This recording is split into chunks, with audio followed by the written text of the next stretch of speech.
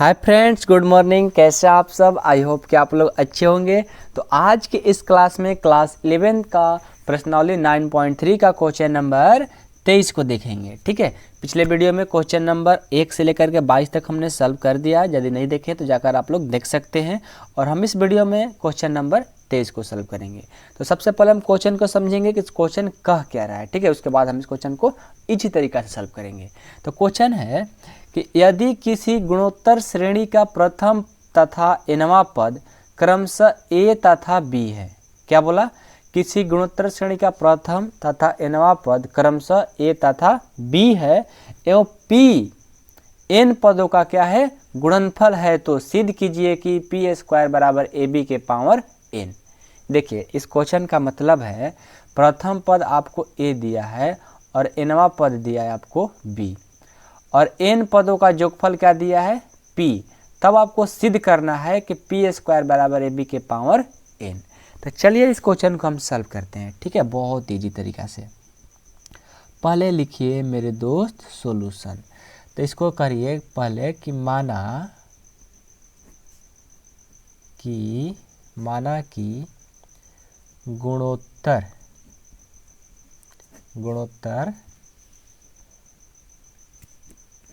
श्रेणी का सार्वनुपात नहीं दिया ना, इसको हम मान लिए सार्वनुपात का मान लिए r मान लिए r है। और आपको पहला पद क्या दिया है? प्रथम पद, पहला पद यानी बड़ा a बराबर मान लेते हैं। ठीक है ना, क्या दिया है? a। हम बड़ा a इसलिए मान रहे हैं कि थोड़ा डिनोट करने में, सूचित करने में समझ में हम लोग को आएगा। ठीक है ना। चलिए अब क्या दिया है? nवां पद। nवां पद क्या दिया है? nवां पद का फॉर्मूला क्या होता है? यहाँ पर आपको रफ में बताते हैं कि nवां पद का फॉर्मूला होता है ARn-1। तो a तो पहले ही यूज कर लिया है। देखो, ये आपको a पहले यूज कर लिया था, इसलिए देखिए यहाँ पर हम बड़ा a माने थे। और यहाँ भी nवां पद में a पहले यूज कर लिया है, तो फिर हम a छोटा वाला लिखेंगे तो फिर हमारा गलत हो जाएगा। क्योंकि आपको बताए हैं कि गुणोत्तर श्रेणी में या समांतर श्रेणी में जो पद एक बार ले लिया जाता है, जो भी टर्म ले लिया जाता है, फिर उसको आप नहीं मान सकते हो। तो इसलिए यहाँ पर nवां पद के बदले हम क्या लिख सकते हैं?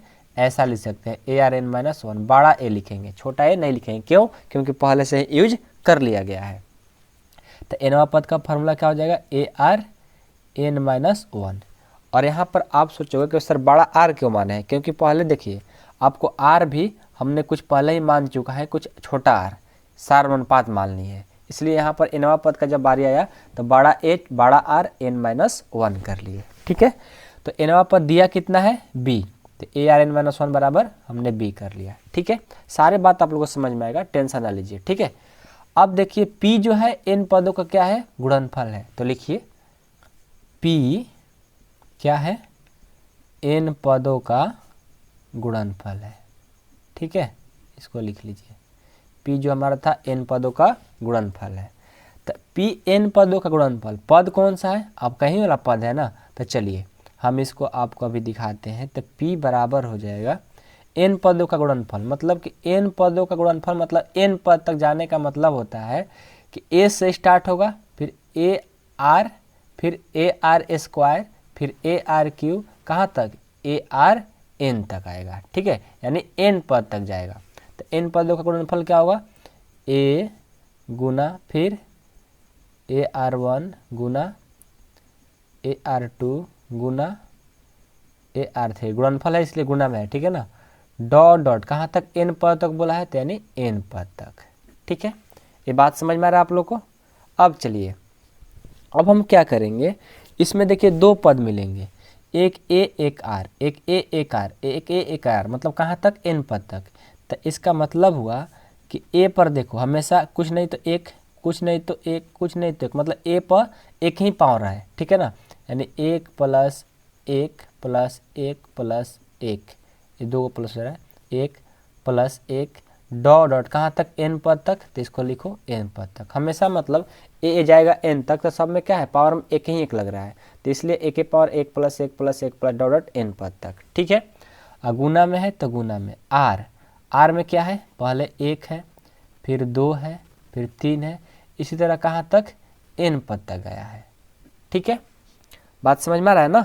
अब देखिए, अब इसमें आपको क्या सीखना है, ध्यान दीजिएगा कि हमें ध्यान देने वाली बात क्या है कि जो आर स्टार्ट हो रहा है मतलब एक पद छोड़ करके, यहाँ पर तो आर नहीं है ना, तो इसलिए आर एक पद छोड़ के हो रहा है, तो यहाँ से जो एन तक पद तक गया है तो ये हमारा एन माइनस एक पद कम हो रहा है ना, तो एन माइनस वन पद तक जाएगा, क्योंकि यहाँ पर आर यहाँ नहीं है, एक पद छोड़ कर हो रहा है, इसलिए एन तक नहीं, एन माइनस वन तक होगा। ओके, ये बात समझिएगा, ठीक है। अब देखिए, अब यहाँ से हो जाएगा P बराबर ए 1 + 1 + 1 कहाँ तक, n तक गया, यानी इसको सबको जोड़ेंगे तो क्या हो जाएगा, n हो जाएगा, ठीक है, अगुना r। अब यहाँ देखिए कुछ दिमाग लगाइएगा, 1 + 2 + 3 + डॉट डॉट डॉट कहाँ तक, n - 1 तक। तो आप एक फार्मूला पढ़ लीजिए कि 1 + 2 + 3 + डॉट डॉट n - 1 पद तक जब जाता है तो इसका फार्मूला बन जाता है n × n - 1/2, ये फार्मूला हो जाता है, ठीक है। आप इसको याद रखिएगा, काम देगा, ठीक है। तो चलिए यहाँ से इसका फार्मूला क्या बन गया, n × n - 1/2 हो गया, ठीक है। अब चलिए, अब यहाँ से हम क्या कर लेंगे, यहाँ से देखिए आपको प्रूफ क्या करना है, ab के पावर n प्रूफ करना है ना, और यहाँ पर p² होना चाहिए। तो p² आएगा कैसे, तो जब हम इसको वर्ग कर लेंगे यानी स्क्वायर कर लेंगे, दोनों तरफ करेंगे ना, तो यहाँ लिखेंगे दोनों तरफ वर्ग करने पर। ये थोड़ा क्वेश्चन डिफिकल्ट है लेकिन समझने वाली बात है, तो ध्यान से समझिएगा तो आपको समझ में आएगा ही आएगा, ठीक है। थोड़ा क्वेश्चन है बाकी क्वेश्चन से थोड़ा हटके, ठीक है।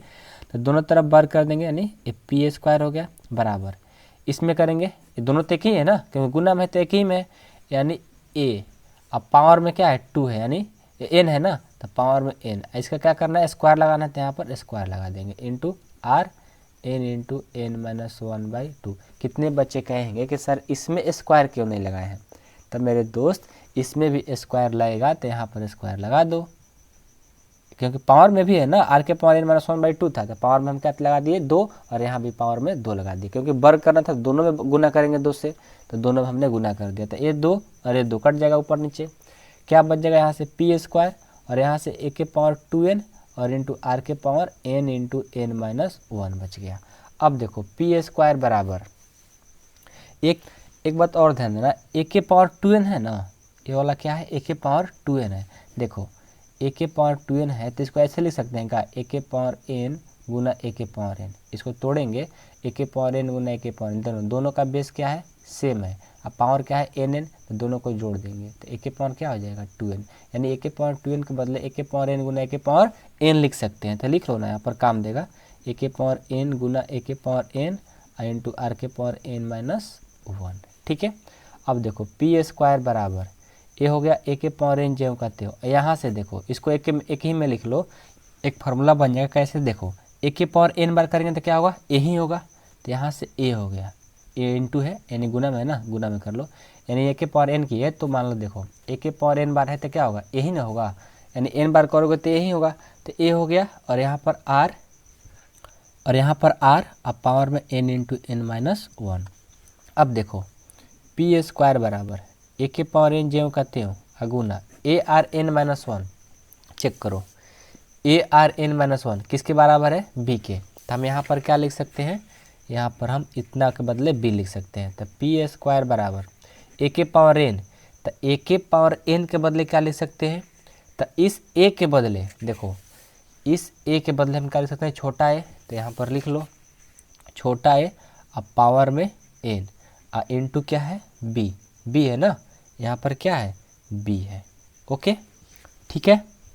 अब देखो अब क्या करेंगे, p² बराबर इन दोनों गुना कर देंगे, तो ये हो जाएगा ab, अब पावर में है तो पावर में, ये हमारा देखो प्रूफ हो गया, ओके। आई होप कि आप लोगों को समझ में आ गया होगा क्वेश्चन नंबर 23। अब हम देखेंगे इसका क्वेश्चन नंबर, अगला क्वेश्चन नंबर 24। यदि आपको इसमें कोई दिक्कत आ रहा है तो आप कमेंट बॉक्स में कमेंट कर लेना, या मेरा व्हाट्सअप नंबर ले लो, ठीक है, व्हाट्सअप नंबर ले लो 8383896119 पर हमसे पूछ सकते हो डायरेक्ट, ओके, मैसेज कर देना, आपको रिप्लाई देंगे, ओके। चलिए अब देखते हैं क्वेश्चन नंबर 24। अब देखिए आपका क्वेश्चन नंबर 24 है कि दिखाइए कि एक गुणोत्तर श्रेणी के प्रथम n पदों का योगफल तथा n + 1वें पद से 2nवें पद तक के पदों के योगफल का अनुपात 1/r⁴n है। ये देखिए क्वेश्चन थोड़ा डिफरेंट है, थोड़ा ध्यान से समझिएगा। कह रहा है, फिर से पढ़ते हैं कि दिखाइए कि एक गुणोत्तर श्रेणी के प्रथम n पदों का योगफल तथा n+1वें पद से 2nवें पद तक के पदों का योगफल का अनुपात 1/r⁴n। ये आपको दिखाना है। क्या होना चाहिए? 1/r⁴n होना चाहिए। तो देखिए सबसे पहले इसको हम लिख लेते हैं सॉल्यूशन। लिखेंगे कि माना कि गुणोत्तर श्रेणी यानी जीपी, ठीक है, गुणोत्तर श्रेणी का पहला पद यानी प्रथम पद, पहला पद ए और सार्वनुपात हम मान लिए आर है, सार्वनुपात आर मान लिए, ठीक है। तो एन पदों का योगफल किया है, तो एन पदों का योगफल पहले लिखो। एन पदों का योगफल, एन पदों का योगफल क्या हो जाएगा? यानी जीपी में यदि उसका आर है तो उसका एन पदों का योगफल क्या होता है? ए 1 - r⁴n/1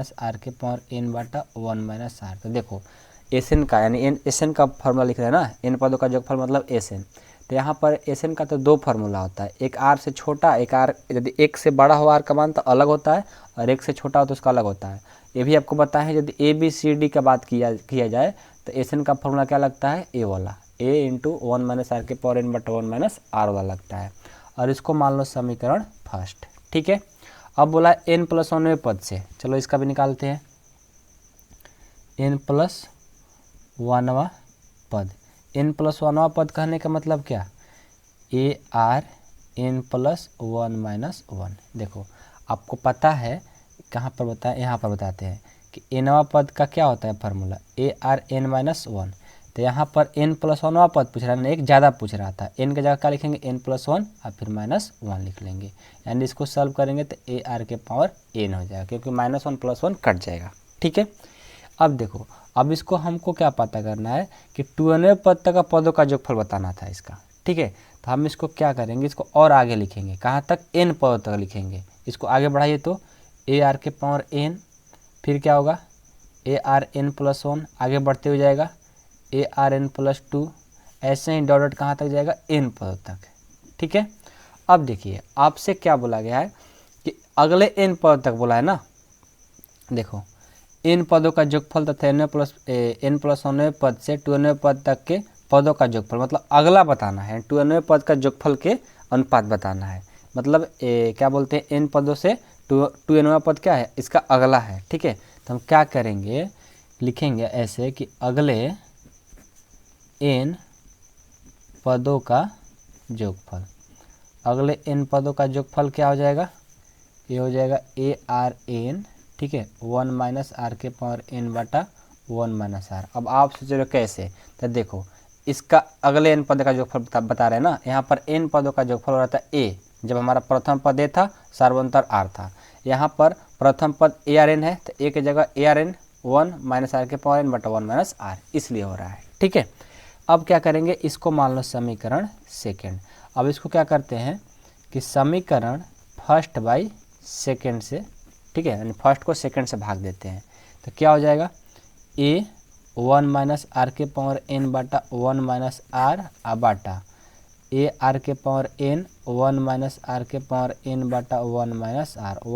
r, 1 - r कट गया, a कट गया, ये क्या बच गया? 1 - r⁴n, 1 - r⁴n कट गया, ऊपर में 1 बच गया, नीचे में r⁴n आ गया।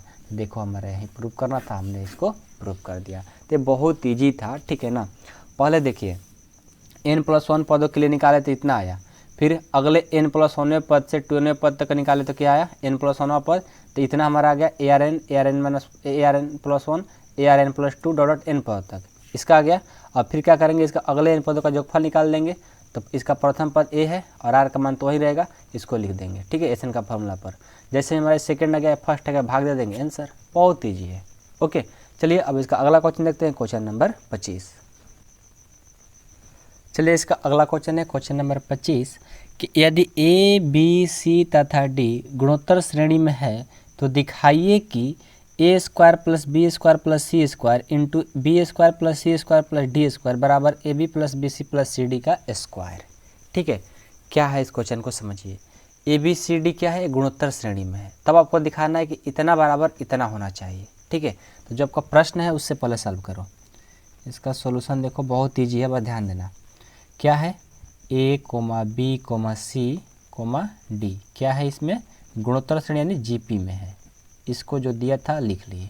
ठीक है, तो अब क्या करेंगे, हम इसको GP के गुण से हल करेंगे। GP के गुण यानी क्या कहता है GP का गुण, कि सेकेंड पद बटा पहला पद, यानी दूसरा पद बटा पहला पद, तो B बटा A हो गया। फिर तीसरा पद बटा दूसरा पद, तो C बटा B हो गया। फिर तीसरा पद चौथा पद बटा तीसरा पद, तो D बटा C किसके बराबर होता है, सार्वनुपात यानी R के बराबर होता है।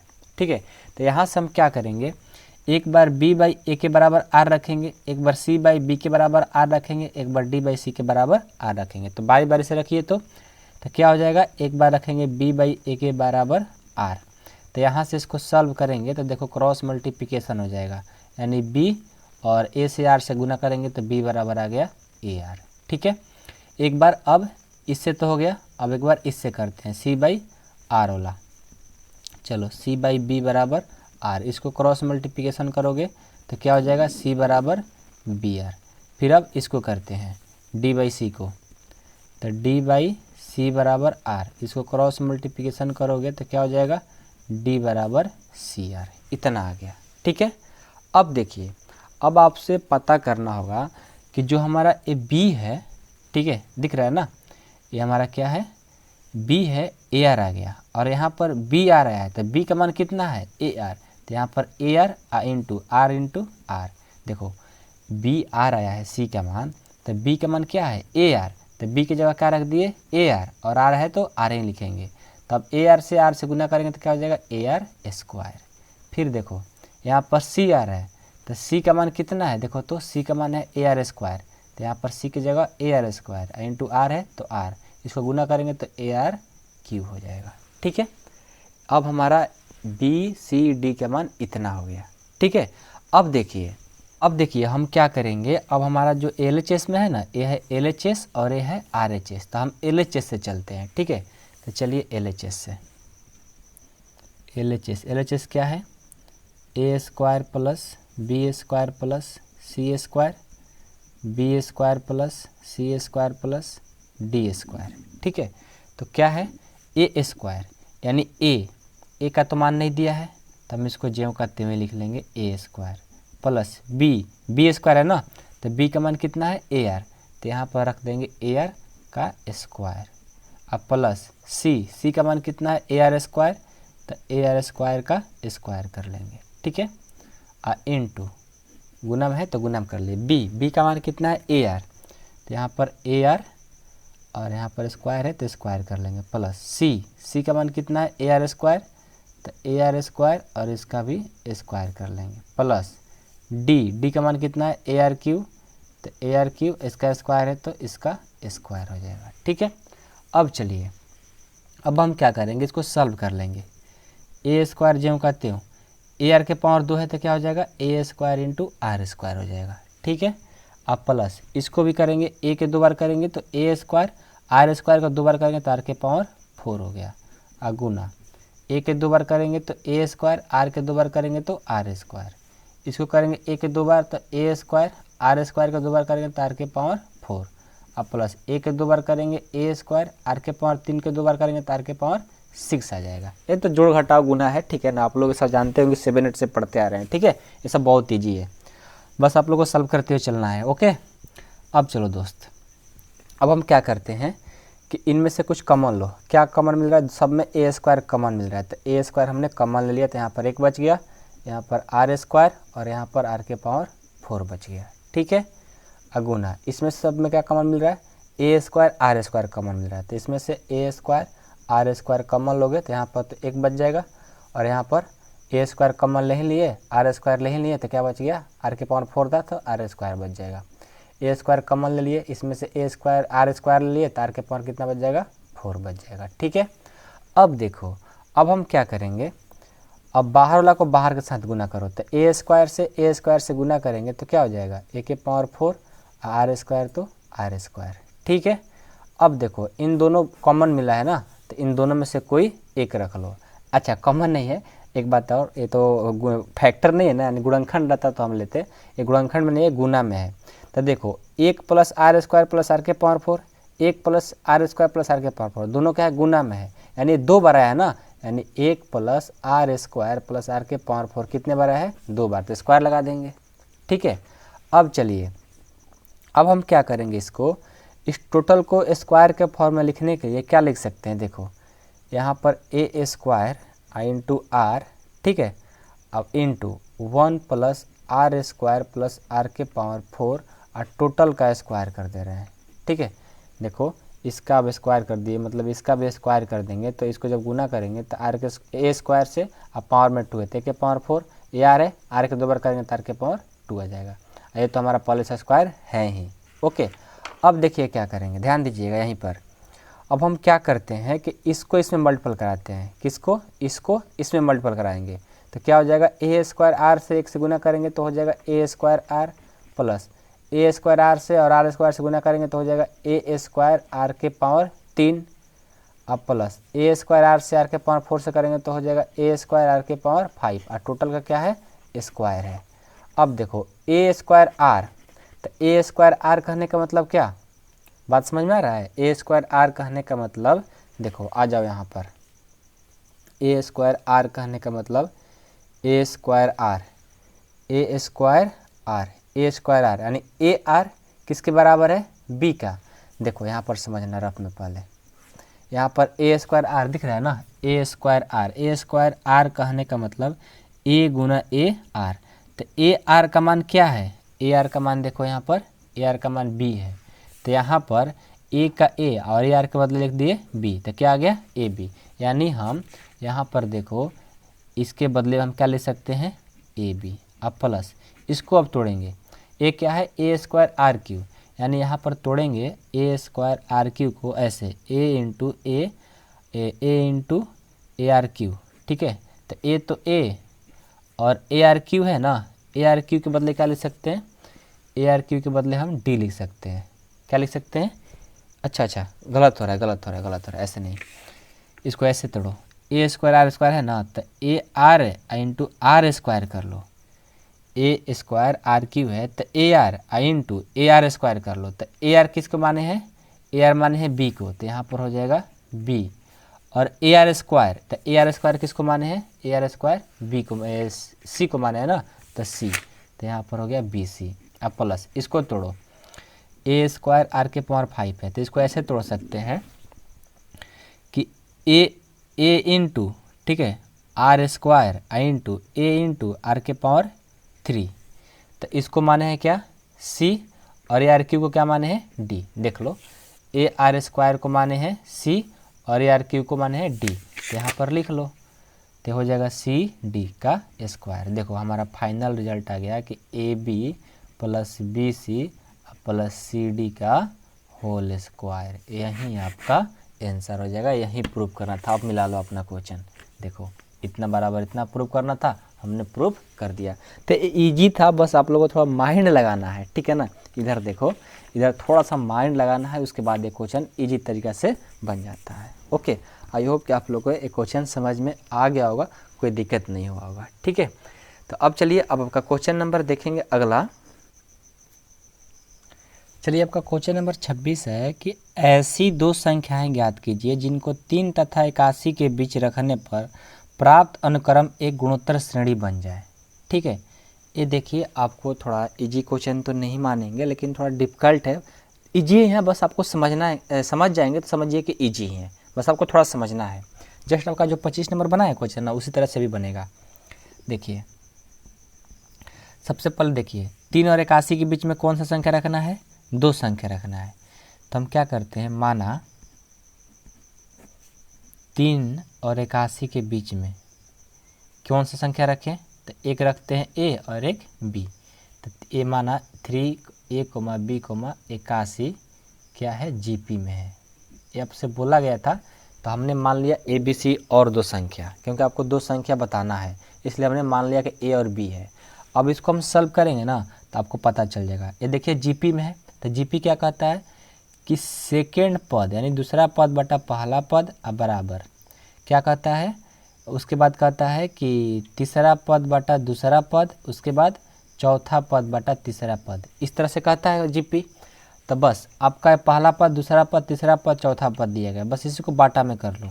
तो क्या हो जाएगा, दूसरा पद है आपका ए और तीसरा पद है पहला पद है 3, तीसरा पद है बी और पहला पद है ए, चौथा पद है 81 और तीसरा पद है बी।